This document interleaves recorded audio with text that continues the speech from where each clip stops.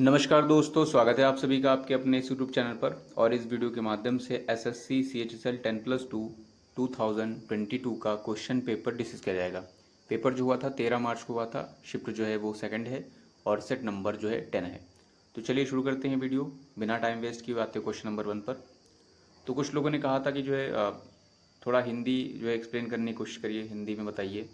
तो इसमें थोड़ी कोशिश की जाएगी, ठीक है। अदरवाइज़ आप जो है अपनी आदत डाल दीजिए कि जितना जल्दी हो सके क्वेश्चन को सॉल्व कर दीजिए उतनी जल्दी। और हिंदी अगर जो आपसे रीडिंग करते हुए मन में आपके चल रही है हिंदी तो ठीक है, बट वहाँ पर बैठ के निकालने की कोशिश मत करिएगा। तो चलिए आते हैं क्वेश्चन नंबर 1 पर। पहला क्वेश्चन था यहाँ पर, choose the word that is opposite in the meaning. Restricted था, इसका मतलब प्रतिषेधित होता है, मतलब किसी को लिमिटेड कर देना, बाधित कर देना, रेस्ट्रिक्टेड। पहला था फाइनाइट, दूसरा था आपका कैप्ड, तीसरा था कॉपियस, चौथा था आपका सरकमस्क्राइब्ड। फाइनाइट का मतलब आपका सीमित होता है, जिससे आपका अपोजिट बनेगा इनफाइनाइट। कैप्ड का मतलब जो है कैप लिखा हुआ है, कैप का वर्ब बनाया गया है, इसका मतलब कैप लगाना, तो ये आप ढकने सेंस में कह सकते हैं, ठीक है। इसका मतलब सीमित है आपका। और कॉपियस का मतलब जो है आपका प्लेंटीफुल होता है, ठीक है, एम्पल होता है आपका, बाउंटियस होता है, मतलब बहुत ज़्यादा, प्रचुर सेंस में कहेंगे आप, बहुत, ठीक है। यहाँ पर आपका सीमित, आप रेस्ट्रिक्टेड, आप इसका मतलब आप सीमित हैं, अगर जो किसी को रेस्ट्रिक्टेड कर दिया इसका मतलब वो आप सीमित जगह तक है, ठीक है। ये आपका कॉपियस था। सरकमस्क्राइब्ड आपको मतलब पता ही होगा, आपने जो है मैथ पढ़ा है तो आपको पता हो सरकमस्क्राइब्ड और इनस्क्राइब्ड। तो ये जो आपका इंस्ट्रिक्टेड रेस्ट्रिक्टेड होगा, इसका जो अपोजिट बनेगा गिवन ऑप्शंस में, वो आपका क्या होगा, फाइनाइट भी नहीं होगा, कैप्ड भी नहीं होगा, कॉपियस होगा। इसका मतलब आपका प्रचुर है, मतलब बहुत है, आप मतलब बहुत ज़्यादा तक हो सकता है। और ये जो रेस्ट्रिक्टेड है आपका सीमित क्षेत्र के अंदर ही रहेगा, ठीक है, या सीमित सेंस में रहेगा, बट ये आपका सीमित से बाहर है, ठीक है, प्रचुर है। यहाँ पर इनकरेक्टली स्पेल्ड वर्ड बताना था, क्रॉकरी था, मॉकरी था, रिलीजियस था और बेनिडिक्शन था। क्रॉकरी मतलब जो बर्तन बनते हैं, ठीक है, मिट्टी के बर्तन, तो आपका क्रॉकरी में आता है। मिट्टी के बर्तन स्पेशली मिट्टी के नहीं, जो दूसरे टाइप में दिखते हैं वो वाले रहेंगे, ठीक है। मॉकरी का मतलब आपका मॉक सेंस में होगा, मॉक का मतलब जोकिंग सेंस में होगा, ठीक है, किसी का उपहास उड़ाना, डेरिजन करना, उस सेंस में होगा। रिलीजियस की जो स्पेलिंग है, फिलहाल ये स्पेलिंग ये वाली और ये वाली भी सही है। रिलीजियस मतलब धार्मिक है, ये भी स्पेलिंग सही है। तो अगर जो आपने इनको एलिमिनेट कर दिया तो आप थर्ड वाला टिक कर सकते थे। बेनिडिक्शन में वैसे भी गलत है, क्योंकि आपने रूट वर्ड पढ़ा होगा, तो बेनी रूट वर्ड होता है जिसका मतलब गुड होता है। डिक्ट मीन टू से, तो आप अगर जो किसी के बारे में कुछ अच्छा कहेंगे तो उसे कहेंगे बेनिडिक्शन। अच्छा कहने में आप ब्लेसिंग कह सकते हैं, वेल विश कह सकते हैं, तो ये आपका बेनिडिक्शन हो जाएगा। यहाँ पर आप मीनिंग बतानी थी इडियम की। ग्रीन लाइट, ग्रीन लाइट में क्या होगा, पहला था to permit something to proceed, दूसरा था to be lost and confuse, तीसरा था टू मिसअंडरस्टैंड, चौथा था आपका टू ऑलवेज कंपेयर। तो ग्रीन लाइट आपने देखा भी होगा, जैसे आप रोड में जब ट्रैवल करते हैं या फिर जो क्रॉस करते हैं, तो वहाँ पर ग्रीन लाइट होने का मतलब क्या होता है कि परमिट दे दी जाती है, इजाज़त दे दी जाती है। तो यहाँ पर आपका फर्स्ट वाला हो जाएगा, to permit something to proceed, signal मिल गया, जिसे कहेंगे सिग्नल मिला है। फोर्थ में बताना था यहाँ पर फिलअप बताना था, ठीक है। फिलअप पर आते हैं फोर्थ में, it is important to ensure that we all have good clean water to drink that is not by heavy metals और केमिकल्स। तो यहाँ पर दिया गया हिंदी अगर देखेंगे तो इट इज़ इम्पॉर्टेंट, बहुत ही ज़्यादा आवश्यक है ये सुनिश्चित करना, that we all have good, कि हम सभी के पास जो है स्वच्छ पानी हो पीने के लिए। और दैट इज़ नॉट, और जो कि हैवी मेटल्स और केमिकल से डैश ना हो, क्या ना हो, क्लैरिफाइड ना हो, कॉन्टामिनेटेड ना हो, नोटेड ना हो, पर्ज ना हो। तो जो कि क्लैरिफाइड का मतलब स्वच्छ ना हो, यानी प्योर किया होगा, शुद्ध किया गया हो। तो यहाँ पर नॉट, इनसे ना हो, तो ये आपका मीनिंग नहीं देगा। जो कि इनसे कॉन्टामिनेटेड का मतलब पॉल्यूटेड ना हो, मतलब ये चीज़ें हेवी मेटल और केमिकल्स उसमें बिल्कुल ना हो, ठीक है, या फिर इन चीज़ों से पॉल्यूटेड ना हो। तो ये आपका मीनिंग दे रहा है, तो आपका सेकेंड वन सही है। नॉटेड का मतलब नॉटी सेंस में होगा, यानी गांठदार सेंस में होगा। और पर्ज का मतलब क्लैरिफाई, मतलब स्पष्ट करना भी होता है एक तरीके से। और पर्ज करना मतलब आपका शुद्ध करना सेंस होता है। तो क्लैरिफाई कर रहे हैं, इसका मतलब आपका स्टेटमेंट में आप थोड़ा सा वो कर रहे हैं, स्पष्टीकरण दे रहे हैं, ठीक है। तो पर्ज का मतलब शुद्धिकरण था, और कॉन्टामिनेटेड आपका यहाँ पर करेक्ट मीनिंग था। यहाँ पर पैसे बताना था, 10 से एलिमिनेट कर सकते हैं। ही rights a paper every weekend दिया गया था, ये सिंपल प्रेजेंट टेंस है। सिंपल प्रेजेंट टेंस अगर जो पैसिव बनाएगा तो या तो इज रहेगा या एम रहेगा या फिर आर हो सकता है आपके पास, और उसके साथ आपका थर्ड फॉर्म रहेगी और कुछ नहीं रहेगा, ठीक है, क्योंकि ये अब सिंपल प्रेजेंट है। तो किस में है ये देखना है हमें। पहले में था पेपर इज रिटन, इसमें दिया गया है, ये हो सकता है। इसमें वॉज है नहीं होगा, इसमें बीन लगाया नहीं होगा, इसमें वॉज है नहीं होगा, तो आपका पहला ही सही है। इसमें क्या करना था, इसमें एरर बतानी थी। Fashion might not be first thing that comes to mind when we think of isolation strategies, ठीक है। तो देखिए फैशन के बारे में बोला गया कि फैशन जो है वो नहीं होना चाहिए पहली दृष्टि में या पहले जो है दृष्टिकोण में या व्यूज़ में, ठीक है। Might not be first thing मतलब फैशन पहली चीज़ नहीं होनी चाहिए, दैट कम्स टू जो हमारे माइंड में आए, जब हम सोचें कुछ पृथक स्ट्रैटेजीज़ की विचार करें तो पहले वो हमारे माइंड में नहीं आना चाहिए। इसके लिए पहला दिया गया था एरर में, अगर जो थोड़ा और डीप में देखा जाए तो वो था फैशन आपका नाउन था, ये आपका हेल्पिंग वर्ब थी, नॉट आया आपका। अब देखिए हेल्पिंग वर्ब आई तो मेन वर्ब भी लिखा गया बी। अब देखिए फर्स्ट आया, ये आपका क्या होता है, ऑर्डिनल नंबर होता है। ऑर्डिनल नंबर में फर्स्ट होता है आपका, सेकंड होता है, थर्ड होता है, एक्सेट्रा होता है, और कॉर्डिनल नंबर 1 2 3 होते हैं। फिर आपका थिंग था, दैट आपका कंजंक्शन था, ठीक है, दैट कम्स, ठीक है। Fashion might not be first things that comes to, conjunction नहीं है आपका दैट यहाँ पर, ठीक है, यहाँ पर आपका कंजंक्शन नहीं है। और that comes to mind when we think of isolation strategies, ये दिया था यहाँ पर, ये वाला कंजंक्शन था व्हेन, ठीक है। तो यहाँ पर देखिए अब आपको एरर पता चल गई होगी, एरर कहाँ पर है। अभी आपको बताया था ऑर्डिनल नंबर और कॉर्डिनल नंबर, तो जो ऑर्डिनल नंबर आते हैं उनसे पहले आपका आर्टिकल क्या चलता है, द चलता है। तो यहाँ पर जो एरर थी वो इस वाले पोर्शन में थी, फर्स्ट से पहले आपका द होना चाहिए था। Fashion might not be the first thing, तो यहाँ पर फोर्थ वाले में एरर है। सेवेंथ में यहाँ पर बताना था, सब्सटीट्यूट बताना था, a person who is never happy with what he has, जो पर्सन जो खुद से संतुष्ट ना हो, जो वो है, उसके लिए मैलेबल था, माइजर था, मैल कंटेंट था आपका, ठीक है, हेरसी था। ये आपका मैलेबल का मतलब मोड़नदार होता है, यानी लचीला होता है, फ्लेक्सिबल, प्लायबल कह सकते हैं, आपका इलास्टिक कह सकते हैं। माइजर का मतलब कंजूस होता है, जिसके लिए आप स्टिंजी वर्ड यूज़ कर सकते हैं, क्लोज फिस्टेड वर्ड होता है वो भी यूज़ कर सकते हैं।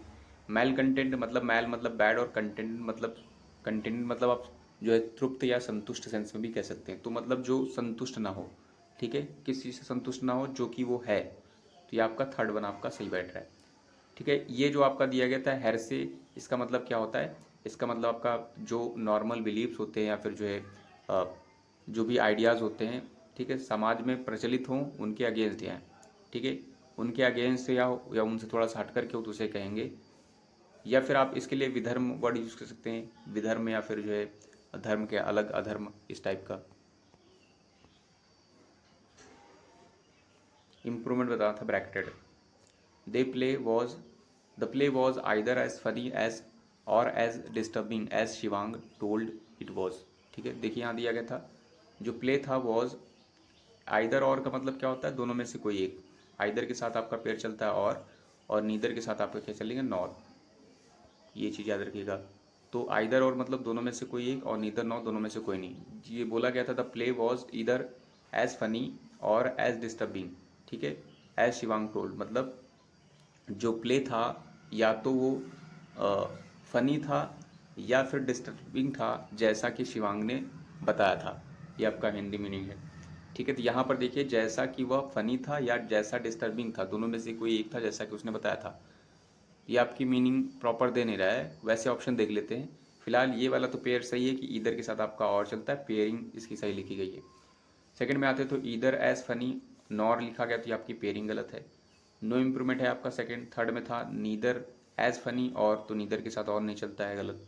चौथे में देखेंगे तो नीदर एज फनी नॉर, यहाँ पर देखिए ये वाली भी पेयरिंग मैच कर रही है, नीदर नॉर वाली। अब इसका देखते हैं, अगर ये वाला रखेंगे तो the play was neither as funny nor as disturbing, मतलब जो प्ले था वो ना तो इतना फनी था और ना तो इतना डिस्टर्बिंग था, जैसा कि शिवांग ने बताया था। अगर जो ऊपर वाला देखेंगे तो यहाँ पे लिखा गया था जो प्ले था वो या तो फनी था या तो डिस्टर्बिंग था, जैसा कि उसने बताया था। तो ये वाला जो है आपका इतना बेटर नहीं, जितना बेटर आपका फोर्थ वाला है। इट मीन्स आपका ये वाला आपका करेक्ट है, ठीक है, bracketed fourth one.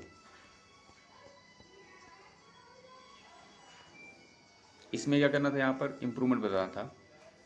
Grammatically a fully grow she हुआ was less than average house cat, ठीक है, ये दिया गया था। अब ये आप कमेंट सेक्शन में बताइएगा ये क्या होता है, शी हुआ, ठीक है। जैसे सपोज करिए आपको ये नहीं पता था क्या मतलब है, तो भी आप इस सेंटेंस को कर सकते हैं, ठीक है। फिलहाल कोशिश करिएगा कमेंट सेक्शन में मतलब बताने की। अब देखिए यहाँ पर आ था आपका आर्टिकल था, फुली था आपका, ग्रो है, तो ये जो आपका वर्ड यूज़ किया गया ये आपका क्या है, नाउन है, तो यहाँ पर आपका ये ग्रो नहीं होगा, यहाँ पर क्या होगा, फुलेस्ट ग्रोन नहीं होगा, नो इम्प्रूवमेंट गलत है, फुली ग्रोथ तो बिल्कुल नहीं होगा, आपका फुली ग्रोन होगा, मतलब पूरी तरह से विकसित, विकसित जो शी हुआ होता है वो उसका वेट जो है less than average house cat से होता है। करेक्टली स्पेल्ड बताना था यहाँ पर, सैबोटेज था, प्रेसिशन था, मिशनरी था और मेलाइन था। तो ये सैबोटेज होता है, ये जो इसका मतलब तोड़फोड़ होती है, इसकी स्पेलिंग जो है सही लिखी गई है। प्रेसिशन की स्पेलिंग गलत लिखी गई है, प्रेसिशन की स्पेलिंग PRECI होती है, बट सिंगल SI1 होता है। इसका मतलब यथार्थ होता है, एग्जैक्ट, हूबहू। और ये आपका क्या था, मिशनरी। मिशनरी में देखिए कैसे लिखेंगे, मिशनरी को याद करने के लिए आप पहले लिख दीजिए मिशन, MISSION मिशन होता है, फिर इसमें एरी ऐड कर दीजिए, तो मिशन एरी। यहाँ पर देखिए गलत क्या था, ARY होता है यहाँ पर, जबकि ई लिखा गया था। मेलाइन की स्पेलिंग में MALIGN होता है, और मैल का मतलब आपका बैड सेंस में होता है, तो यहाँ पर इल आपकी विल रहेगी, यानी दुर्भावना रहेगी, तो उसे कहेंगे। तो यहाँ पर जो सही था वो आपका फर्स्ट वन था। इसमें क्या करना था, रीअरेंजमेंट करना था, पैराग्राफ बनाना था। करप्शन के बारे में बोला गया था, करप्शन इज डैश। पी में था misuse and abuse of public office इधर डायरेक्टली। क्यू था आपका टिपिफाइड बाय डिसऑनेस्टी एक्सप्लॉयटेशंस, और द आर था आपका और इनडायरेक्टली फॉर पर्सनल गेन्स और अनजस्ट इनरिचमेंट। एस था आपका इन नेगेशंस और ड्यू प्रोसेस और एस्टैब्लिश्ड प्रोटोकॉल्स, ठीक है, ये दिया गया था। अब देखिए जैसे इसको पढ़ा गया तो यहाँ पर ग्रामेटिकली हमें दो वर्ड मिले हैं जो पेयर में चलते हैं, जैसे यहाँ दिया गया था पी वाले में, miss use and abuse of public office इधर डायरेक्टली, और इधर के साथ क्या चलेगा और, तो यानी हमें मिल गया पी और आर आपका साथ में ही रहेगा, पी के बाद आपका आर आएगा। देख लीजिए कहाँ पर है, पहले वाले में नहीं है, दूसरे वाले में है, तीसरे वाले में नहीं है, चौथे वाले में नहीं है, तो इसका मतलब दूसरा आपका होना चाहिए। फिर भी चेक कर लेते हैं सही है कि नहीं। करप्शन इज, क्यों था, corruption is typified by dishonesty exploitations और द आपका पी था, और the misuse and abuse of public office either directly or indirectly for personal gains और unjust enrichment in in negations of due process और establish protocols, ये आपका correct meaning दे रहा है। अगर थोड़ा सा हिंदी देखेंगे तो हो जाएगा आपका, करप्शन जो है आपका क्यों में बोला गया था, जो कि टिफिफाइड किया जाता है बाय डिसऑनेस्टी एक्सप्लॉयटेशंस और द, मतलब एक तरीके से चिन्ह बन गया है। करप्शन जो है एक तरीके से चिन्ह बन गया है, या फिर कह सकते हैं एक तरीके से उदाहरण टाइप का बन गया है डिसऑनेस्टी, ठीक है। टिपिफाइड बाय डिसऑनेस्टी और एक्सप्लॉयटेशन का एक तरीके से एग्जैक्ट अब वर्ड नहीं आ रहा है यहाँ पर, ठीक है।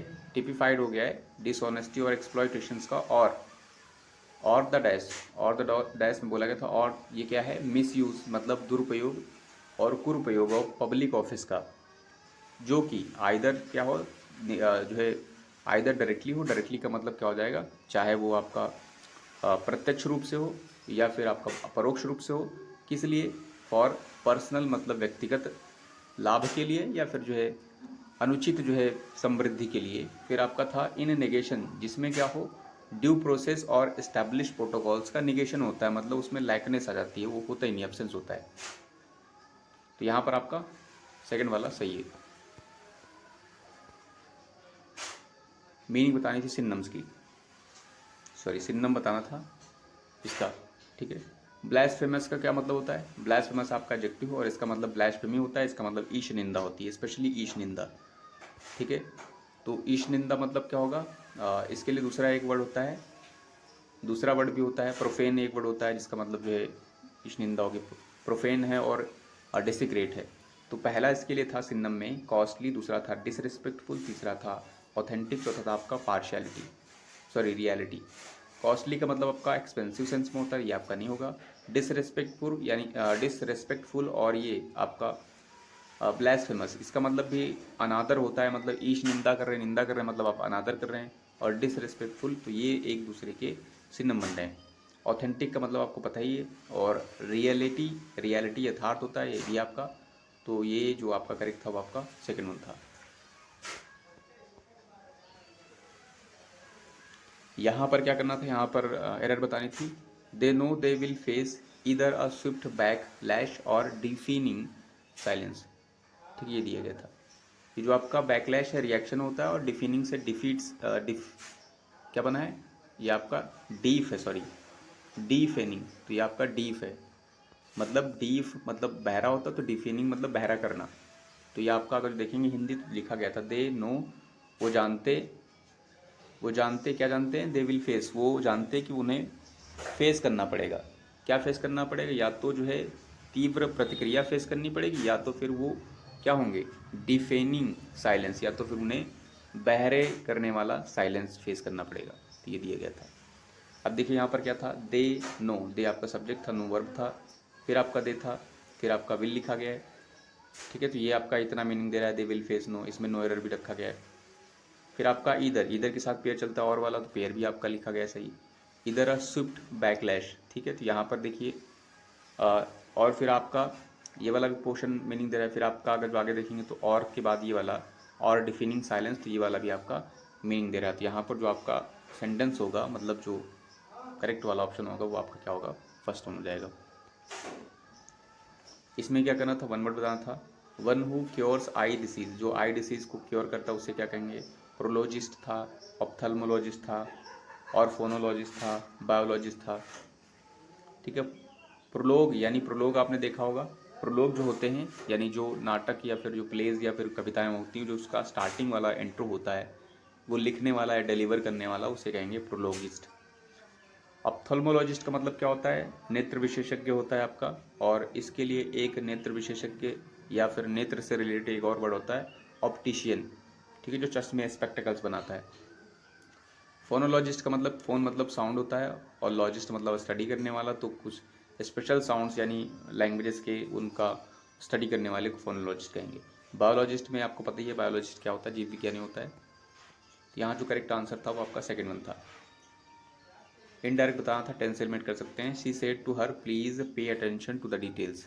सेड टू है, इसका मतलब रिक्वेस्टेड होगा, क्यों होगा, क्योंकि प्लीज चिपका हुआ है, तो इसका मतलब रिक्वेस्टेड होगा। पहले में था रिक्वेस्टेड, दूसरे में कमांडेड नहीं होगा, इसमें रिक्वेस्टेड नहीं होगा, इसमें रिक्वेस्टेड है, तो ये हो सकता है।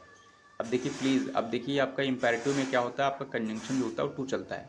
तो पहले में था she requested her to pay attention for the to the details, आपका सही दिया गया है। चौथे वाले में देख लेते हैं, शी रिक्वेस्टेड हर दैट, यहाँ चिपकाया गया, टू भी चिपकाया गया, तो आपका गलत है, पहला वन आपका सही है। यहाँ पर क्या करना था, यहाँ पर मोस्ट अप्रोप्रिएट ऑप्शन बताना था। This has given rise to the view that the legal code is dash against women and the poor. This has given rise, इस तरीके से उसने थोड़ा सा रेज कर दिया, ऊपर उठा दिया, या थोड़ी सी हवा दे दिया, आप ऐसे कह सकते हैं। टू द व्यू, इस पहलू को, दैट द लीगल कोड, यानी जो लीगल कोड है वो डैश है विरुद्ध किसके, वुमेन और गरीबों के। तो क्या आएगा इसमें, कोड इज बायस्ड अगेंस्ट, पक्षपातीपूर्ण है इन दोनों के अगेंस्ट में, या फिर फ्रैंक है मतलब स्पष्ट होता है आपका, डुप्लीसिटस मतलब आपका धोखेबाज, दगाबाज, या फिर कह सकते हैं चालबाज, और बेक्ड का मतलब क्या होता है, सेंकना सेंस में होता है। तो ये तो सेंकना तो आपका होगा नहीं, स्पष्ट है ये भी नहीं होगा, धोखेबाज भी आपका नहीं हो रहा है यहाँ पर, धोखेबाज मतलब आप चालबाज। आपका जो करेक्ट हो रहा है वो आपका बायस्ड हो रहा है। ठीक है, अगेंस्ट बायस है एकदम। ठीक है, दो दो जो है कह सकते हैं थे, बायस्ड का मतलब पक्षपातपूर्ण जो है रवैया अपना रहा है, तो ये आपका फर्स्ट वाला आपका सही है।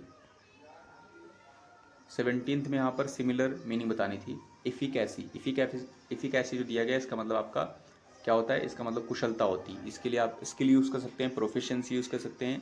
ठीक है, और भी जो आपका जो स्किल को शो करता है वो यूज़ कर सकते हैं। इसके लिए पहला था आपका सिनोनिम में इम्पोर्टेंस था, दूसरा था फ्यूटिलिटी, तीसरा था आपका इफिशियंसी, चौथा आपका इनएप्टनेस। तो एफिकेसी के लिए आप एप्टनेस भी यूज़ कर सकते हैं, और एबलनेस, एबिलिटी। इम्पोर्टेंस जो दिया गया था, ये जो आपका इम्पोर्टेंस दिया गया है, इसका मतलब क्या होता है, शक्तिहीनता, मतलब जिसके पास शक्ति नहीं, जिसके पोटेंस ही नहीं है। पोटेंस का मतलब पावर होती है, तो आप लिख सकते हैं पावरलेसनेस। ठीक है, फ्यूटिलिटी आपका ये भी नाउन है। फ्यूटिलिटी मतलब क्या होता है, जिसमें कोई भी उपयोगिता ही ना हो, मतलब यूजलेस नहीं, यूजलेस कह सकते हैं आप। तो ये आपका मतलब था। और इफ़िशियंसी का मतलब आपका होता है कुशलता, तो ये वाला और ये एफिशिएंसी आपके मैच कर रहे हैं। और इनएप्टनेस का मतलब क्या होता है, जो कि आपका एप्ट ना हो, मतलब आपका कुशल ना हो, अकुशल आप कहेंगे, अकुशलता। तो ये क्योंकि कुशलता था तो कुशलता से हमें सिनोनिम बताना था, तो ये वाला आपका तीसरा ही करेक्ट है। यहाँ पर फिर से क्या करना है, यहाँ पर अरेंज करना है। स्टार्टिंग का दिया गया था, our 12 years in the forest were dash. A में था Ram had lost we would have to dash. फिर बी में था ending now according to the wager. C में था डिस्कवर्ड अवर वेयर अबाउट्स we would have to endure another 10 years in exile. और spend a year in hiding, और if during this year Mohan, ये दिया गया था। अब देखिए जो एग्जाइल वर्ड था इसका मतलब क्या होता है, इसका मतलब आपको पता ही होगा, वनवास होता है, मतलब देश निकाला, या फिर आप समझ सकते हैं, ठीक है, बहिष्कृत करना। अब देखिए यहाँ पर जो आपने स्टेटमेंट रीड किए हैं, तो यहाँ पर जो लिखा हुआ था our 12 years in the forest वर, अब इसके साथ आप गेस कर सकते थे कौन सा आएगा, एक एक रख के देख लीजिए। राम हैड लॉस नहीं बनेगा, एंडिंग नाउ ये आपका मैटर है, हमारे जो है 12 साल जो है फॉरेस्ट में वो ख़त्म हो रहे हैं। Now according to the wager के अकॉर्डिंग, वेजर मतलब जो शर्त लगाता है, ठीक है। तो बी वाला आपका मीनिंग दे रहा है, अगर जो आपने ऐसा पता कर लिया है। सी वाला आपका मीनिंग वैसे भी नहीं देगा, our 12 years in the forest were discovered and whereabouts. D भी नहीं होगा, our 12 years in the forest were spend a year in including, तो ये भी नहीं हो रहा है आपका। हाइडिंग, सॉरी हाइडिंग था, ठीक है। तो जो आपका बी था, B our 12 years in the forest were. उसके बाद देखिए बी वाले ऑप्शन कितने हैं, बी वाले ऑप्शन 2 हैं, तो ये 2 चले गए। अब एक एक करके ऑप्शन रख लीजिए।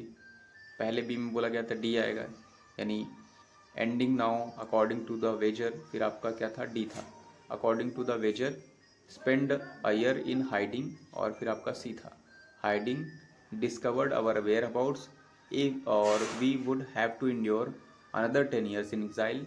फिर आपका ए था, Ram had lost we would have to, ये आपके जम्बल्ड सेंटेंसेस हैं, इस वाले से एक भी सेंस नहीं दे रहा है। फोर्थ वाले में आते तो फोर्थ में दिया गया था पहला आपका बी आएगा, दैट इज ये था our 12 years in the forest were ending now according to the wager. फिर आपका था ए था Ram had lost we would have to, ठीक है, जो कि राम ने हार गया है, या खोना सेंस भी होता है, लॉस्ट हारना भी होता है।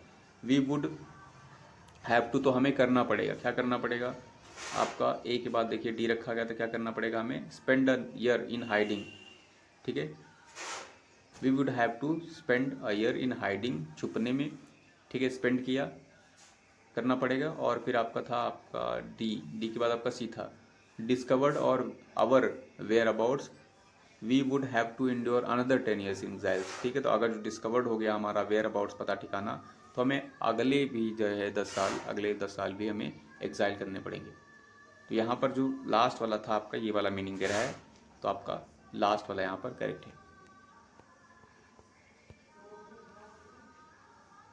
Choose the word that means the same as the given word. जार्ड था आपका मतलब आपका अनप्लीजेंट एक्सपीरियंस हुआ आपका, यानी कलह कह सकते हैं आप, ठीक है। तो इसके लिए आपका पहला था मैचो था, दूसरा ऑल्टरकेटेड था, तीसरा आपका एसेंटेड, चौथा आपका अकॉर्डेड। मैचो मतलब क्या होता है, मैचो मतलब आपका होता है पौरुषत्व, ठीक है, मतलब मैन से रिलेटेड वर्ड है ये आपका, जैसे आपने सुना होगा मैचो मैन। दूसरा था आपका ऑल्टरकेटेड का मतलब क्या होता है, ऑल्टरकेटेड मतलब झगड़ा करना, बहस करना, इस तरीके का सेंस होगा आपका, ठीक है। तो ये आपका जो था जार्ड और ये ऑल्टरकेटेड, ये आपके मैच कर रहे हैं। एसेंटेड का मतलब आपका क्या होता है, इजाज़त देना होता है, क्योंकि ये ASSENT, एक ASCENT भी होता है, ठीक है। एक अकॉर्डेड लिखा है, इसका मतलब भी सहमति है, सहमत होना, तो ये जो आपका करेक्ट था वो आपका सेकेंड वन था। 20 पर आ गए हम लोग, तो यहाँ पर हमें बताना था, मीनिंग बतानी थी इडियम की, ऑल एंड सन्ड्री, ठीक है, सन्ड्री की स्पेलिंग याद रखिएगा। ऑल एंड सन्ड्री के लिए पहला था everyone without distinction, advantages and disadvantages, holidays और फुल मून। तो ऑल एंड सन्ड्री जो होता है आपका, इसका मतलब होता है प्रत्येक, हर कोई, यानी बिना किसी भेदभाव के हर कोई, तो ऑल एंड सन्ड्री मतलब हर कोई, एवरीवन विदाउट डिस्टिंक्शन। पैसेज पर आते हैं, पैसेज रीड कर लेते हैं। There were other stories dash Krishna how dash been in a dungeon where his uncle Kans had imprisoned his parents with the intentions of killing him at birth, how in spite of the many prison guards he had been miraculously spirited to safely in Gokul, or how in fancy he killed a dash who tried to poison him with her breast milk, how he lifted up Mount Govardhan to shelter his people from a dash that would have drowned them। ये दिया गया था। आपको theme समझ में आ गई होगी। Fill up पर आते हैं और फिर फिल करने के बाद मतलब बताया जाएगा। जैसे अगर जो आप पहले मतलब निकालेंगे तो देखिए थोड़ा थोड़ा मतलब बता सकते हैं। जैसे यहाँ पर था there were stories other stories, वहाँ और भी कहानियाँ हैं, ठीक है, कृष्णा की, ठीक है। अब यहाँ पर क्या आएगा वो आपको यहाँ से फिल करना था, ठीक है। तो यहाँ पर देखिए कहानियों की बात की गई है, तो जो संबंधित हैं पहला आपका था अबाउट कृष्णा से, कृष्णा जी से रिलेटेड है। बिलोंगिंग लिखा गया है, belonging to Krishna, with respect Krishna, और आपका अपॉन कृष्णा। तो देखिए यहाँ पर वर अदर स्टोरीज, अदर भी कहानियाँ हैं कृष्णा से संबंधित, यानी कृष्णा से संबंधित, लॉर्ड कृष्णा से संबंधित। ये आपका बिलोंगिंग आपका गलत है क्योंकि यहाँ पर पास्ट चल रहा है, ठीक है, और यहाँ पर आईएनजी फॉर्म लगाया गया है। There were other stories belongings नहीं होगा। पहली बात तो बिलोंग में आपका आईएनजी लगता ही नहीं है, ठीक है, तो ये आपका वैसे भी गलत हो जाएगा। विद रिस्पेक्ट भी नहीं है, अपॉन भी नहीं है, आपका अबाउट सही था। There were other stories about Krishna के विषय में और भी स्टोरीज हैं। फिर आपका आगे बताया गया था, हाउ, किस तरीके से, dash been born in a dungeon, किस तरीके से उनका जन्म हुआ, कहाँ पर, इन अ डंजन मतलब जो है कारागृह में या फिर जो है सेल में, कोठरी में। वेयर, जहाँ पर his uncle Kansa had imprison his parents with the intentions of killing him at birth, जहाँ पर जो है उसके उनके यानी मामा ने, कंस ने उनके पेरेंट्स को इम्प्रिजन किया था, मतलब बंदी बनाया था। किस उद्देश्य से, कि उसको यानी कंस कृष्णा जी को उनके बर्थ के टाइम पर मारने के उद्देश्य से बंदी बना के उसमें रखा था। तो वहाँ पर उनका किस तरीके से जन्म होता है, सेंस में आएगा। अब देखिए यहाँ पर हाउ था और यहाँ बीन बॉर्न था, तो क्या आएगा, he had, he has, he was और ही हैज़। पहली चीज़ तो ये आपका पूरा टेंस जो है आपका पास्ट में चल रहे हैं क्योंकि ये आपकी स्टोरी है, तो आपका प्रेजेंट में कुछ भी नहीं होगा। तो प्रेजेंट में नहीं है तो आपका सेकंड और फोर्थ वन चला जा रहा है। अब आपके दो बचे हैं, ही हैड बचा है और आपका ही वॉज बचा है। अब देखिए यहाँ पर बीन देख लीजिए, ठीक है, बीन ये बता रहा है कि आपका टेंस जो बना है वो आपका पैसिव में है, ठीक है, ठीक है। अब ये आपका अगर जो पैसिव में है तो आप देखेंगे कि वॉज के साथ आपका बीन तो होता ही नहीं है। अगर जो होगा तो क्या होगा, बीइंग होगा, अदरवाइज नहीं होगा। बीन होता ही नहीं है तो आपका क्या होगा, ये वाला एलिमेंट हो जाएगा और ही हैड बीन, ठीक है। तो ये हो जाएगा how he had been born, किस तरीके से उनका जन्म हुआ था, ठीक है। नेक्स्ट में आते हैं। नेक्स्ट में बोला गया थर्ड में बोला गया था how in spite of many prison guards he had been miraculously spirited as to safety in Gurukul. तो इन स्पाइट ऑफ, किस तरीके से जो है यद्यपि, इन स्पाइट ऑफ के बावजूद, मतलब किस तरीके से जो बहुत सारे गार्ड्स, पहरेदारों के बावजूद जो है, ही हैड बीन मिरेकलसली स्पिरिटेड, बहुत ही चमत्कारिक रूप से वो डैश हो गए टू सेफ्टी को लेकर के सुरक्षित जो है गोकुल में, ठीक है। तो यहाँ पर क्या आएगा, स्पिरिटेड डैश, ये हैड बीन मिरेकलसली स्पिरिटेड, ये था आपका मिरेकलसली, ठीक है, मिरेकल था ना आपका, तो ये आपका दिया गया था स्पिरिटेड। गॉन आपका था, अराउंड था आपका, अवे था आपका, और टुगेदर था। तो ये आपका गॉन होगा क्या, यहाँ पर देखिए हैड के साथ आपका बीन आ चुका है, ठीक है। तो ये आपका जो है यहाँ पर कोई वर्ब नहीं है, इसलिए आपका इसके साथ थर्ड फॉर्म आती तो यह चिपका दी गई है, ठीक है। तो यहाँ पर आपका गॉन नहीं आएगा क्योंकि यहाँ पर वर्ब नहीं आएगा आपका, ठीक है। दूसरा था आपका अराउंड, चारों ओर होता है इसका, तो यहाँ पर ये तो आपका सेंस ही नहीं देगा।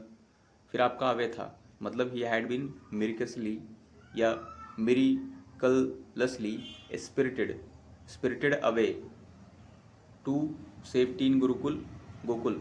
और चौथा था आपका टुगेदर, तो ये आपका टुगेदर भी नहीं हो रहा है साथ साथ, तो आपका थर्ड वन आपका यहाँ पर सही हो रहा है।